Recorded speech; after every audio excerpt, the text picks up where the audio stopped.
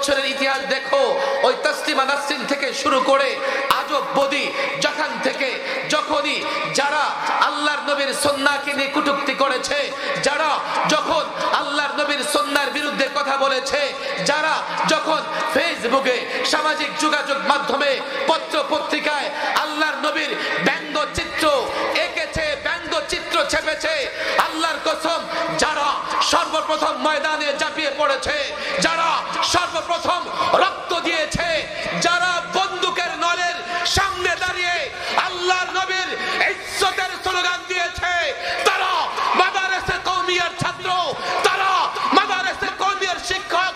রব্বে কাবার কসম, আমাদের রাসূল প্রেমের স্বীকৃতি তোমাদের কাছ থেকে আদায় করতে হবে না। অতীতে, বর্তমানে, ভবিষ্যতেও যদি আল্লাহর নবীর চরিত্রে কেউ কোথাও থেকে আঘাত করবার চেষ্টা করে, রব্বে কাবার কসম তার টুটি চেপে ধরবার জন্য উলামায়ে দেওবন্দ মাদারেসে কওমিয়া আবারও সবার আগে ময়দানে ঝাঁপিয়ে পড়বে। দেখেন কি বিষয় নিয়ে ঝগড়া। আমরা কিন্তু সারাদিন অনেক দোয়া পড়ি, হাত তো তুলি না, সেখানে কিন্তু খবর নাই। এক জায়গায় কি হাত তুলো না, এই নিয়ে ঝগড়া যায়। বলে হুজুর থামেন, শেষ হয় নাই। আপনারা তো রাসূলুল্লাহর মহব্বতই করেন না। বলে কি বলে না কেন জানেন? আপনারা দাঁড়ায় দুরূদ শরীফ পড়েন না। ভাই এখানেও তোমার আমার মধ্যে বড় কোনো ঝগড়া নাই। তোমরা দাঁড়ায় দুরূদ শরীফ পড়ো, আর আমরা মনে করি দাঁড়িয়ে দুরূদ শরীফ পড়া যায়, বসে দুরূদ শরীফ পড়া যায় কি যায় না? নামাজে বসে দুরূদ পড়ি না দাঁড়িয়ে পড়ি? আচ্ছা কেউ যদি চলতে চলতে দুরূদ শরীফ পড়ে, বাধা আছে? আচ্ছা কেউ যদি শুয়ে শুয়ে বিছানায় দুরূদ শরীফ পড়ে, বাধা আছে? তুমি যদি এই কারণে দাঁড়িয়ে পড়ো যে দাঁড়িয়েও পড়া যায়, বসেও পড়া যায়, শুয়েও পড়া যায়, হাঁটতে হাঁটতে দুরূদ পড়া যায়, আমরা মনে করি তাহলে তোমাকে বাধা দেওয়ার মতো কোনো কারণ নাই। না না হুজুর, আপনারা তো মিলাদি মানেন আছে দাদাই। মানে মিলাদ না মানলে সিরাত কোত্থেকে আসবে? মিলাদ মানে জন্ম, মিলাদুন নবী রাসূলুল্লাহর জন্ম, সিরাত রাসূল সাল্লাল্লাহু আলাইহি জীবনী। এখন কারো যদি জন্ম না হয় তার জীবনী কোত্থেকে আসবে? কে বলেছে আমরা মিলাদ মানি না?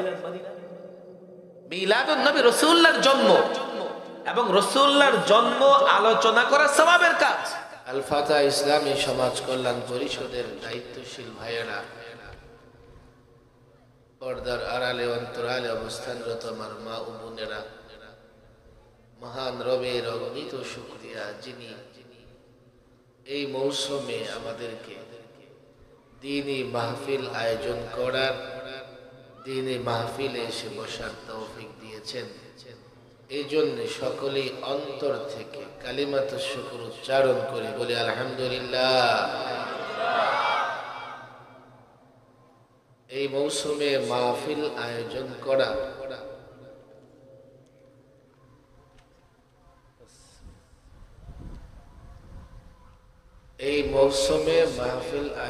করা বড় চ্যালেঞ্জের মুখোমুখি হওয়া লাগে। আমি সকাল থেকে বারবার কনফার্ম হওয়ার চেষ্টা করেছি যে বিকল্প ব্যবস্থা আছে কিনা। কেন? সকাল থেকে ঢাকার আবহাওয়া বড় খারাপ ছিল, আর বিকাল ৩টার পরে প্রচন্ড বৃষ্টি। গতকাল আমি বলরা আল আশরাফ ফাউন্ডেশনের প্রোগ্রামে আলোচনা করেছি, প্রচন্ড গরম। আজকে যে আপনারা বসে আছেন, গরম কিন্তু লাগছে না। কিন্তু এই যে গরম লাগছে না, এর কারণ হচ্ছে বাংলাদেশের নানা জায়গায় বৃষ্টি হয়েছে, বাতাসটা ঠান্ডা। কষ্ট হলে অন্য কারো হয়েছে, আরামটা হচ্ছে আপনার। এই জন্য আমি অনুরোধ করব, দেখেন মাইকের আওয়াজ কানে পৌঁছানোর পরেও যারা ঘরে বসে আছেন, তারা আল্লাহ তাবারক ওয়া তাআলার আজকের যে নিয়ামত, এই নিয়ামতের শুকরিয়া আদায় করতে পারবেন। বলবেন হুজুর আলহামদুলিল্লাহ বলে শুকরিয়া আদায় করেছি, কারণ গতকাল প্রচন্ড গরম, ঘুমাতে পারিনি। সব শুকরিয়া শুধুমাত্র আলহামদুলিল্লাহ বলে শেষ করা যায় না। এই যে মাহফিল হচ্ছে এখানে, আমি যখন সাচার রোডে ঢুকি তখনও দেখলাম গাড়ির সামনে ফোঁটা ফোঁটা পড়তেছে, আর ভাবতেছিলাম যাচ্ছি তো মাহফিল, আল্লাহই জানে অবস্থা কি হবে। এই যে আল্লাহ তাবারক ওয়া তাআলা আবহাওয়াকে আমাদের অনুকূলে করে দিয়েছেন, আমি তো মনে করি এই মাহফিলের বরকত। যারা আজকের এই মাহফিলে আসবে না, উপস্থিত হবে না, তারা প্রকৃতপক্ষে আল্লাহর শুকরিয়া আদায় করলো না। আমি অনুরোধ করব অন্তত মাইকের আওয়াজ যদ্দূর যায়, একজন মুসলমান, একজন নবী প্রেমিক, আল্লাহ প্রেমিক গড়ে থাকতে পারবেন না। সত্যিকার অর্থেই যদি রসুলকে ভালোবেসে থাকেন, সত্যিকার অর্থেই যদি আল্লাহকে ভালোবাসেন, সত্যিকার অর্থেই যদি দ্বীন ইসলামকে ভালোবাসেন, সত্যিকার অর্থেই যদি হেদায়েত চান, চলে আসেন।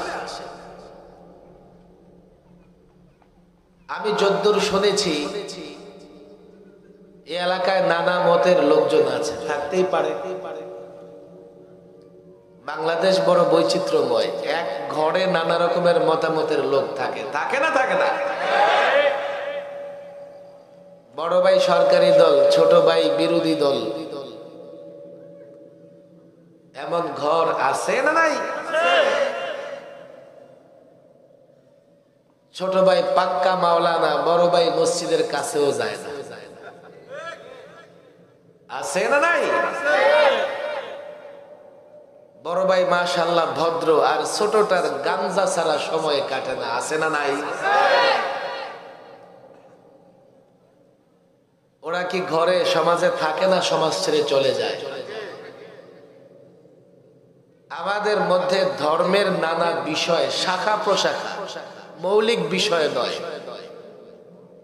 আমি প্রায় বলি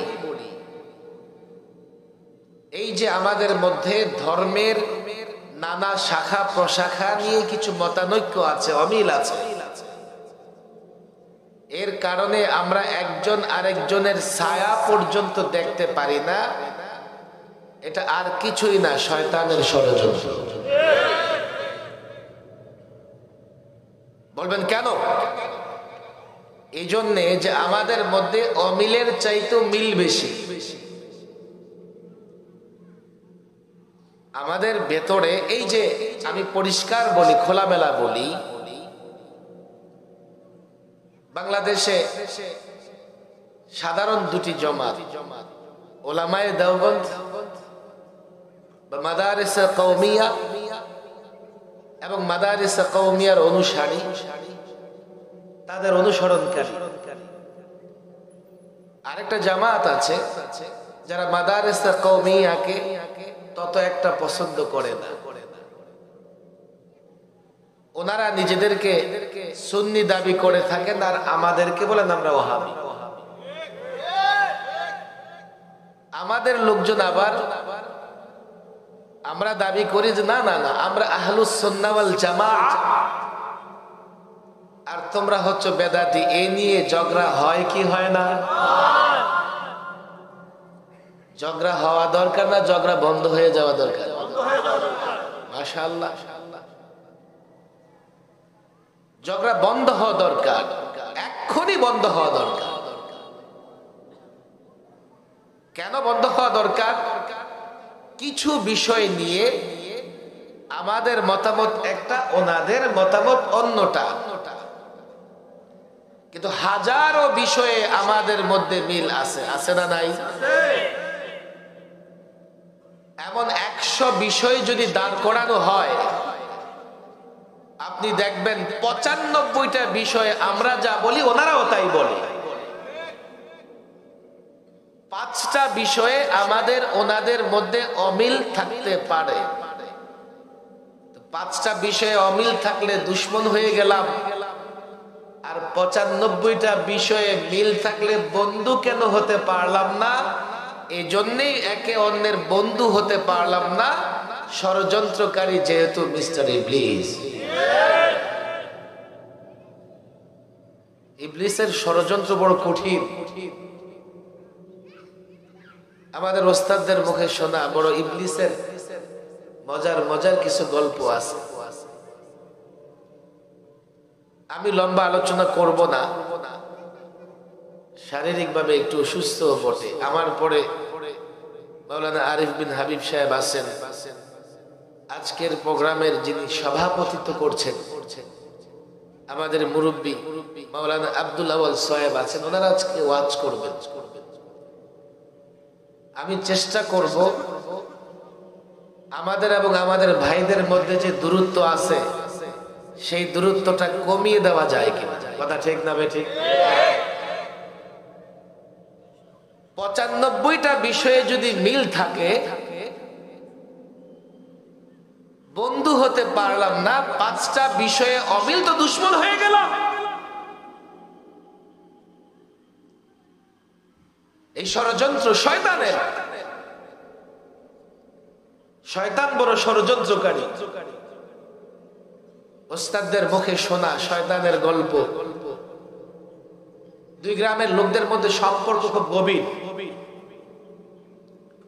এক গ্রামের লোকজন অন্য গ্রামের লোক, পাশাপাশি গ্রাম বটে, খুব মহব্বত, আনা গোনা, আসা যাওয়া, দাওয়াত, মেহমান চলতেই থাকে।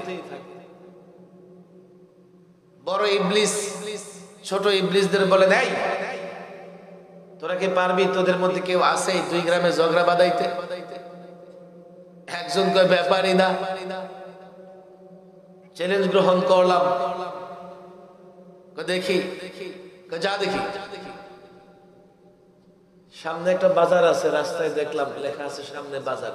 এটাই নাকি সেই বাজার? এই বাজারের নাম কি? কালো চৌ। কালো চৌ, চায়না চায়না লাগতেছে।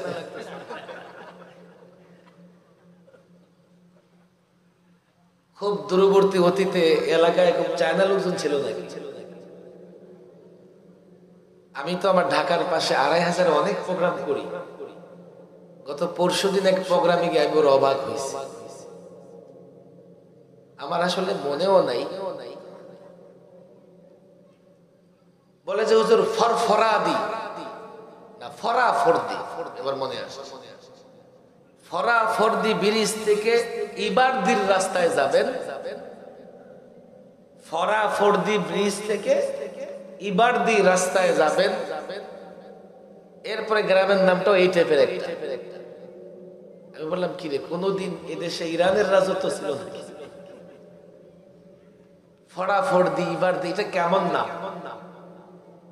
এখন আপনাদের এখানে মনে হচ্ছে চায়নার প্রভাব আছে। কালা চৌ, কালো কালা তো একই জিনিস। শুদ্ধ করে বললে কি বলবে? কালো চৌ। বানাটা দেখে নেই, লোকের আবার আমার নালিশ।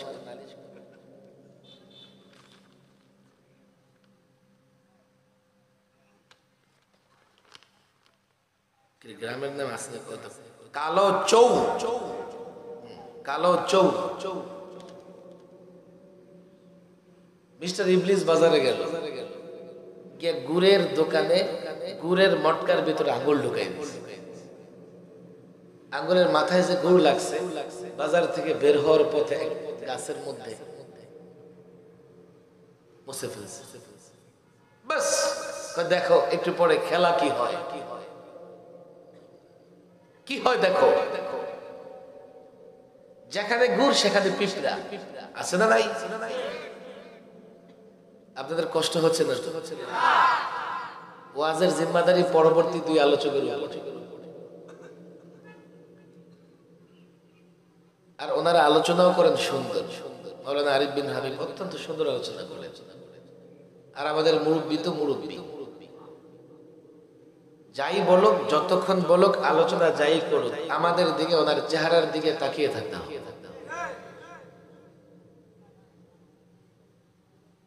পিঁপড়া জমা হয়ে গেছে, পিঁপড়া যেখানে টিকটিকি সেখানে, টিকটিকি আসছে পিঁপড়া খেতে, একাধিক টিকটিকি জমা হয়ে গেছে, টিকটিকিরা শুরু করছে মারামারি, মারামারি কামড়া কামড়ি করে নিচে পড়ছে। পাশে বসা বিড়াল দেখলো, মনে হয় ইঁদুর, দৌড় দিয়া গিয়া টিকটিকি কামড় দিয়া নিয়ে দিছে দৌড়। দূরে বসা মিস্টার কুকুর সে মনে করছে বিড়াল কি যেন চুরি করে নিয়ে যাচ্ছে, খেয়াল করেন, লাফ দিয়া বিড়ালের ঘাড়ে দিছে কামড়, বিড়াল গেছে মারা। বিড়ালের মালিক আসছে দৌড়ায়া, দৌড়ে এসে লাঠি হাতে নিয়ে পিঠে কুকুরটারে মেরে ফেলেছে। কুকুরওয়ালা আসছে দৌড়ায়, আরে কুকুর বুঝে না বিড়াল মারছে, এই জন্য তুই কুকুরটাকে মারবি, দিছে ওর মাথায় বাড়ি, ওই দিছে চিৎকার, আসছে ওর গোত্রের লোকেরা, আসছে গ্রামের লোকেরা, ওই দিছে চিৎকার, আসছে ওর গ্রামের লোকেরা, বাড়ির লোকেরা, উভয়ে সংঘর্ষ, 3 ঘন্টা লাইভ সংঘর্ষ, মারামারি, 10 জন আহত, 10 জন নিহত। পিছনে ষড়যন্ত্র কার? বলেন কার? আমাদের সমাজে ফরজ ওয়াজিবের খবর নাই, ছোটখাটো কিছু বিষয় এই নিয়ে আমাদের মধ্যে শত বৎসর ধরে মারামারি কাটাকাটি চলবে। কেন জানেন? মাঝখানে কিছু মৌলবি আছে যারা গ্রুপগুলোকে উত্তেজিত করে রাখে, উত্তেজিত, মার মার কাট কাট। আপনারা অবাক হবেন, বাংলাদেশে এমন দুটি দল বা গ্রুপ বা সংগঠন আছে যাদের কাজই হচ্ছে পারস্পরিক মতানৈক্যের জায়গা তৈরি করা। একদল আছে সারাক্ষণ মাযহাবের বিরুদ্ধে বলতে থাকে, ইসলাম চলে যাচ্ছে, মুসলমান শেষ হয়ে যাচ্ছে, এই নিয়ে তার কোনো কথা নয়, সারাক্ষণ মাযহাবের বিরুদ্ধে বলতে থাকে। আর আরেক দল আছে সারাক্ষণ আমাদের বিরুদ্ধে বলতে থাকে, মাদারেসা কওমিয়ার বিরুদ্ধে বলতে থাকে, দেশ, ইসলাম, রাসূলুল্লাহর সুন্নাহ শেষ হয়ে যাচ্ছে, কোরআন শেষ হয়ে যাচ্ছে, এগুলো নিয়ে কোনো কথা নাই, সারাক্ষণ শুধু ওহাবি ওহাবি বলে গালি দিবে আর আমাদের বিরুদ্ধে করবে। আর সাধারণ জনগণ মনে করে না জানি এই মতানৈক্য কত বড়, কিচ্ছু না। আমি আলোচনা করে যাই, আমি এ কথা বলবো না যে আপনাদেরকে বাধ্য করব আমার আলোচনা শুনবার জন্য, মানবার জন্য। আমি শুধু এতটুকু বলি, আলোচনা শোনার পরে আপনারা চিন্তা করবেন তো ইনশাআল্লাহ। আমি ওই ভাইদেরও বলবো, আমি তো বলি দেখেন আপনাদের আমাদের মধ্যে কোনো বিরোধ নাই, ছোট্ট কিছু বিষয়ে আমরা যে বিরোধের জায়গা তৈরি করেছি এটা ইবলিসের ষড়যন্ত্র। যদি আপনারা আমার আলোচনা শুনে থাকেন, ঘর থেকে চলে আসেন, চলে আসেন। আল্লাহর কসম করে বলি, এই উম্মার ফিকির করতে গিয়ে, উম্মার কল্যাণ করতে গিয়ে, রাসূলুল্লাহর মহাব্বতের কথা বলতে গিয়ে, রাসূলুল্লাহর ভালোবাসার কথা বলতে গিয়ে যতটা আঘাত সহ্য করেছি, অতটা আঘাত আপনারা কোনদিন গুনেও দেখেন নাই। যতবার, যতদিন কারাবরণ, যতদিন রিমান্ডে খেটেছি, আপনাদের আলেমরা, আপনাদের কেউ তার ধারে কাছেও নাই। কেন? অপরাধ কি? আমরা কারো মাথায় বাড়ি দিয়েছি? নয়, কখনো নয়, কখনো নয়। আমরা গাড়ি ভাঙচুর করেছি, কারো জায়গা দখল করেছি? কখনো নয়। অপরাধ আমাদের একটাই, আল্লাহর নবীর সুন্নাহর কথা বলেছি। অপরাধ আমাদের একটাই, বিদআ, শিরক, কুসংস্কারের কারো বিরুদ্ধে বলেছি। এর মানে হলো আমরা উম্মতের হিতাকাঙ্ক্ষী, আমরা অন্য উম্মতের কল্যাণকামী। আমাদের আলোচনা শুনবেন না তো কার আলোচনা শুনবেন? আসেন, বাধ্য তো করতে পারবো না, শুধু শুনবেন। তাদেরকে এতটুকু বলা হয়, খবরদার ওনাদের সামনে বসবে না, বসলে কিন্তু জাদু করে ফেলবে। এখন এই ভাইরা এই ভয়ে ভাই জাদু করতে পারবো না, ফালাকার নাচ পরে চলে আসে, মানে এমন এমন উস্কানি দেয়, মনে হয় যে আমাদের সামনে বসলে ওনারা বরফ আর আমরা আগুন। আগুনের সামনে বরফ টিকে না, গলে যায়, ওনারা গলে যায়। আলোচনা শোনেন, আমিও বলি আপনারাও তাদের আলোচনা শুনবেন। যদি আলোচনা শোনেন তাহলে আপনাদের জন্য সিদ্ধান্ত নেওয়া সহজ হবে। আমাদের যখন তারা ওহাবি বলে আমার খুব ভালো লাগে, বলে হুজুর ভালো লাগে কেন, আমরা তো গালি দেই। বলে হ্যাঁ, আপনারা গালি দেন, আমার ভালো লাগে। তাহলে তো আপনারা আসলে ওহাবি। আমি বলি তাহলে বলেন ওহাবি কারে বলে? যদি বলেন আব্দুল ওহাব নজদির অনুসারীরা ওহাবি, আমি চ্যালেঞ্জ করে বলি কোন কওমি মাদ্রাসায় আব্দুল ওয়াহাব নজদির একটা লাইনও পড়ানো হয় না। আপনাদের আলেমদের পাঠান, এই মাদ্রাসায় পাঠান, বাংলাদেশের মাদ্রাসাগুলোতে পাঠান, কোন একটা কওমি মাদ্রাসায় আব্দুল ওয়াহাব নজদি ভালো ব্যক্তি, বড় ব্যক্তি, মন্দ ব্যক্তি, খারাপ ব্যক্তি সেটা বিষয় নয়। যেখানে আমার পড়াশোনায়, আমার ইতিহাস চর্চায়, আমার নানা বিষয়ে তার একটা লাইন নেই, তার একটা উক্তি নেই, তো আমি তার অনুসারী কি করে হলাম? আমাকে বলেন, অনুসারী হওয়ার জন্য তার আলোচনা করা দরকার। আমাদের কথায় তার কোনো রেফারেন্স নাই, আমাদের পাঠ্যসূচিতে তার কোনো বই নাই, তাহলে আমি কিভাবে তার অনুসারী হলাম? তবে হুজুর আপনার ভালো কেন লাগে? ভালো লাগে শব্দটাই ভালো লাগে। ওয়াহাবুন কার সিফতি নাম? বলেন না, মনটা ভরে কার? আরো জোরে কার? ওহাবি, ওহাবিয়ুন শেষে যদি ইয়ায়ে নিসবতি লাগান তবে ওহাবওয়ালা মানে আল্লাহওয়ালা। হুজুর না না না, আপনি যতই ব্যাখ্যা করেন আমরা কিন্তু গালি দিই। আমার এক ওস্তাদ, আপনার কষ্ট হচ্ছে না? উনি একদিন বলেন ক্লাসে আমাদেরকে, দেখো আমি আমার বাচ্চাদেরকে গালি শিখাইছি। বাচ্চাদের কি শিখাই দিই? বাচ্চাদের গালি শিখাই দেন?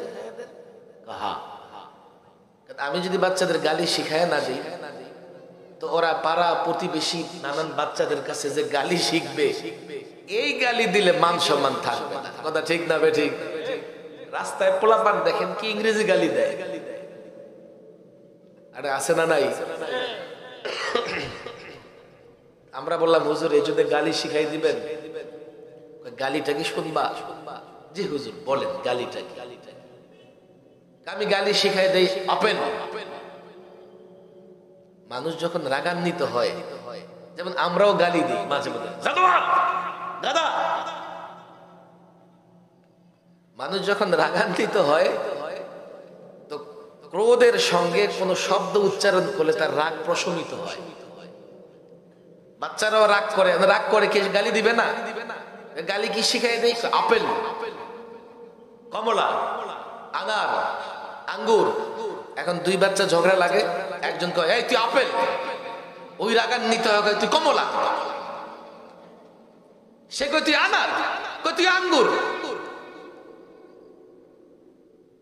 এই যে বাচ্চারা পরস্পরে একজন আরেকজনকে গালি দিতেছে, তারা তো দিতেছে গালি, যারা শুনতেছে তাদের কাছে মিষ্টি মিষ্টি লাগতেছে। কথা ঠিক না বেটি? তোমরা তো দাও গালি, এই জন্য আমাদের কাছে মিষ্টি লাগে না, আমরা শব্দটা চিনি, জানি।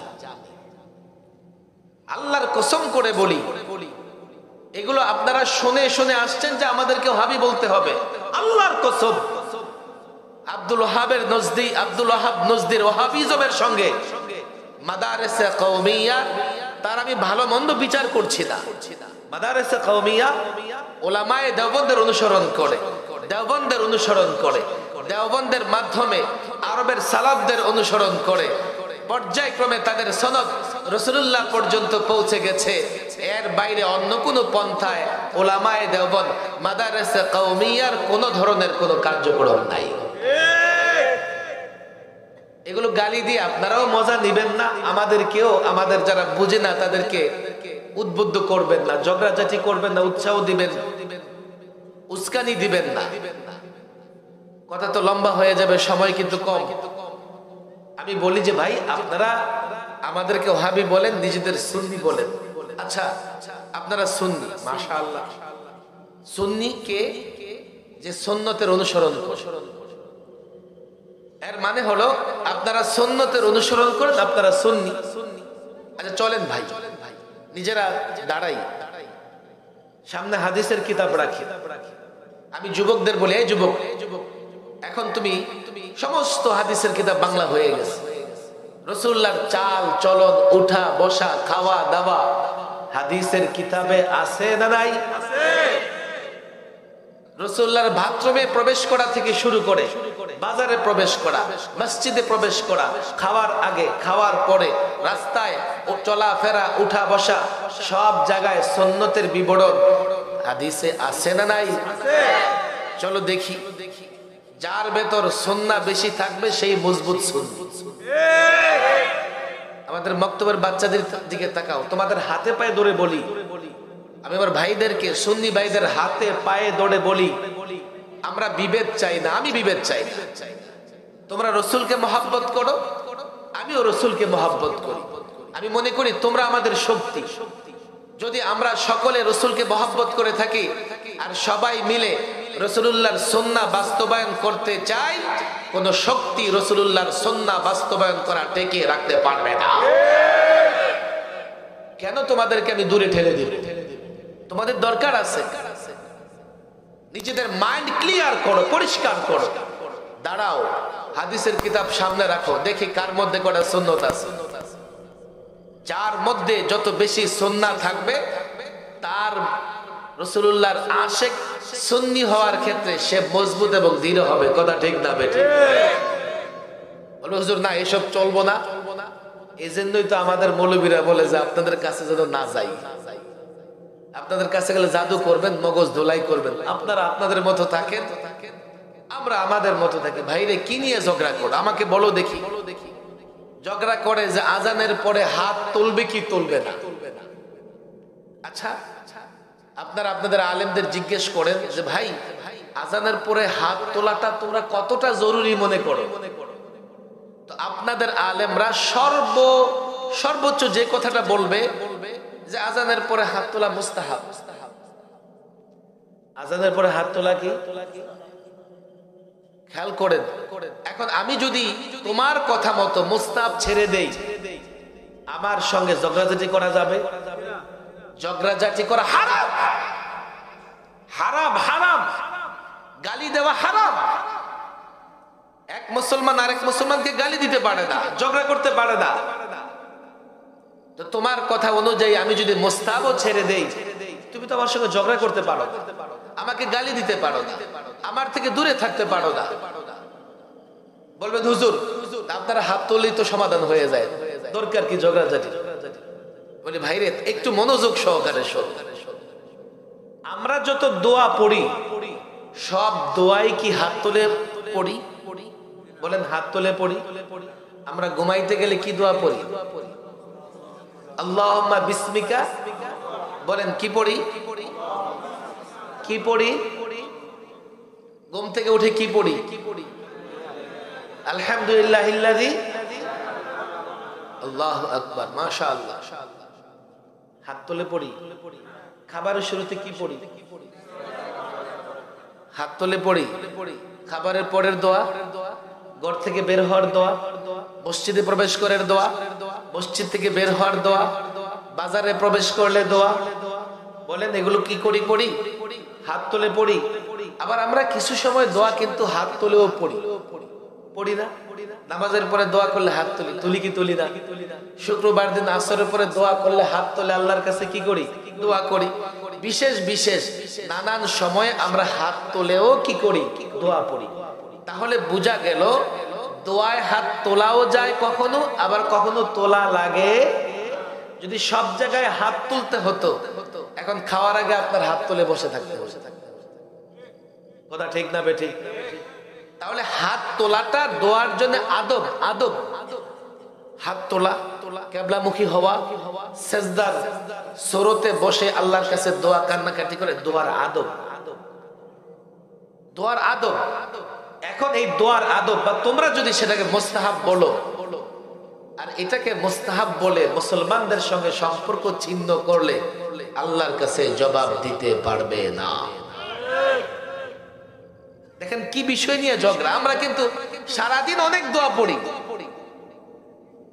হাত তো তুলি না, সেখানে কিন্তু খবর নাই। এক জায়গায় কি হাত তোলো না, এই নিয়ে ঝগড়া যায়। বলে হুজুর থামেন, শেষ হয় নাই। কি আপনারা তো রাসূলুল্লাহর মহব্বতই করেন না। বলে কি বলে না? আপনাদের কষ্ট হইতেছে। আমি কখনো আগে থেকে বয়ানের সিদ্ধান্ত নিয়ে বয়ান করতে পারি না। এখানে আসার পরে বলতেছে হুজুর এই ঝামেলা ঝামেলা, আমার জেনে ঝামেলা ঢুকে গেছে। আপনাদের কষ্ট হইলেও শুনতে হবে, শুনবো তো ইনশাআল্লাহ। এ কথা বলে কি না যে আপনারা তো রাসূলুল্লাহকে মহব্বত করে, কেন জানেন? আপনারা দাঁড়ায় দুরূদ শরীফ পড়েন না। আছে না নাই? ভাই এখানেও তোমার আমার মধ্যে বড় কোনো ঝগড়া নাই। তোমরা দাঁড়ায় দুরূদ শরীফ পড়ো, আর আমরা মনে করি দাঁড়িয়ে দুরূদ শরীফ পড়া যায়, বসে দুরূদ শরীফ পড়া যায় কি যায় না? নামাজে বসে দুরূদ পড়ি না দাঁড়িয়ে পড়ি? আচ্ছা কেউ যদি চলতে চলতে দুরূদ শরীফ পড়ে বাধা আছে?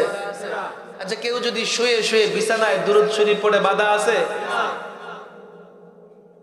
তুমি যদি এই কারণে দাঁড়িয়ে পড়ো যে দাঁড়িয়েও পড়া যায়, বসেও পড়া যায়, শুয়েও পড়া যায়, হাঁটতে হাঁটতে দুরূদ পড়া যায়, আমরা মনে করি তাহলে তোমাকে বাধা দেওয়ার মতো কোনো কারণ নাই। একজন শুয়ে পড়তেছে, একজন বসে পড়তেছে, একজন চলতে চলতে পড়তেছে, তোমার মন চাইলে তুমি দাঁড়িয়ে পড়ো। যে ব্যক্তি বসে দুরূদ পড়তেছে তাকে বাধা দেওয়া যাবে না, শুয়ে যে দুরূদ পড়তেছে তাকেও বাধা দেওয়া যাবে না, চলতে চলতে দুরূদ পড়তেছে তাকেও বাধা দেওয়া যাবে না, তদ্রূপ দাঁড়িয়ে যে পড়তেছে তাকেও বাধা দেওয়া যাবে না, যদি তার বিশ্বাসের জায়গাটা এমন হয় যে কোনো অবস্থায় রাসূলুল্লাহর উপরে দুরূদ পড়া যায়। কথা ঠিক না বেঠিক? না না হুজুর, আপনারা তো মিলাদি মানেন। আছে না নাই? মানে মিলাদ না মানলে সিরাত কোত্থেকে আসবে? মিলাদ মানে জন্ম, মিলাদুন নবী রাসূলুল্লাহর জন্ম, সিরাত রাসূল সাল্লাল্লাহু আলাইহি জীবনী। এখন কারো যদি জন্ম না হয় তার জীবনী কোত্থেকে আসবে? কে বলেছে আমরা মিলাদ মানি না? মিলাদুন নবী রাসূলুল্লাহর জন্ম, এবং রাসূলুল্লাহর জন্ম আলোচনা করা সওয়াবের কাজ। কেউ যদি মজমায়ে রাসূলুল্লাহর জন্ম নিয়ে রাসূলুল্লাহর জন্মের সময় যে ধরনের মুজিজাগুলো সংঘটিত হয়েছে আলোচনা করে, তার সওয়াব হবে। তবে মিলাদের মধ্যে অনুসরণীয় কিছু নাই। জিন্দেগি যেখানে রাসূলুল্লাহ সাল্লাল্লাহু আলাইহি ওয়াসাল্লাম 40 বছর বয়সে আল্লাহর পক্ষ থেকে যা আদিষ্ট হয়েছে, উম্মতকে যা করতে বলেছেন, যা ছাড়তে বলেছেন, এই সবগুলো করাই রাসূলুল্লাহর প্রকৃত অনুসরণ করা। কথা ঠিক না বেঠিক? তাহলে বোঝা গেল যিনি মিলাদ বলেন তাকে সিরাতও মানতে হবে, আবার যিনি সিরাত বলেন তাকে মিলাদও মানতে হবে। ঝগড়াটা কোথায়? আর কিচ্ছু না, ঝগড়াটা হচ্ছে ইবলিসের ষড়যন্ত্র। কথা ঠিক না বেঠিক? আমি মনে করি আরো হয়তো বা এক দুইটা বিষয় থাকতে পারে, কোনো ঝগড়া হবে না। তোমরা যদি বলো যে আমরা রাসূলকে মহব্বত করি না, দেখো ভাই আমার বন্ধুগণ, আমার যুবক ভাইয়েরা, মাদারেসা কওমিয়া, ওলামায়ে দেওবন্দ রাসূলকে মহব্বত করে না। পরিষ্কার বলি, আমার জবান থেকে নয়, তোমাদের যাদের আজকের বয়স 30 হয়েছে, বাংলাদেশের 20 বছরের ইতিহাস দেখো। তোমাদের যাদের বয়স 50 হয়েছে, বাংলাদেশের 30 বছরের ইতিহাস দেখো। তোমাদের যাদের বয়স 70 হয়েছে, 50 বছরের বাংলাদেশের ইতিহাস দেখো। আমরা রাসূলকে মহব্বত করি না? মাদারেসা কওমিয়ার ছাত্ররা রাসূলকে মহব্বত করে না? মাদারেসা কওমিয়ার আলেমরা রাসূলকে মহব্বত করে না? কে বলেছে? কে তোমাদেরকে এসব শিক্ষা দেয়? কে তোমাদের ধোকায় ফেলে রেখেছে? তোমরা কি দেখো না? ইতিহাস দেখো। বাংলাদেশে আল্লাহর নবীর একটা সুন্নাহকে বাস্তবায়ন করবার জন্য, বাংলাদেশে আল্লাহর নবীর একটা সুন্নাহকে প্রতিষ্ঠা করবার জন্য, রাসূলুল্লাহর একটা উক্তি, একটা কথাকে প্রতিষ্ঠা করবার জন্য, রাসূলুল্লাহর দুশমনদের বিরুদ্ধে লড়াই করবার জন্য যখনই ডাক এসেছে, বাংলাদেশে হোক দেশের বাইরে হোক, 50 বছরের ইতিহাস দেখো। ওই তাসলিমা নাসরিন থেকে শুরু করে আজব বদি, যখনই যারা আল্লাহর নবীর সুন্নাহকে নিয়ে কটূক্তি করেছে, যারা যখন আল্লাহর নবীর সুন্নাহর বিরুদ্ধে কথা বলেছে, যারা যখন ফেসবুকে, সামাজিক যোগাযোগ মাধ্যমে, পত্র পত্রিকায় আল্লাহর নবীর ব্যঙ্গচিত্র এঁকেছে, ব্যঙ্গচিত্র ছেপেছে, আল্লাহর কসম যারা সর্বপ্রথম ময়দানে ঝাঁপিয়ে পড়েছে, যারা সর্বপ্রথম রক্ত দিয়েছে, যারা বন্দুকের নলের সামনে দাঁড়িয়ে আল্লাহর নবীর ইজ্জতের স্লোগান দিয়েছে,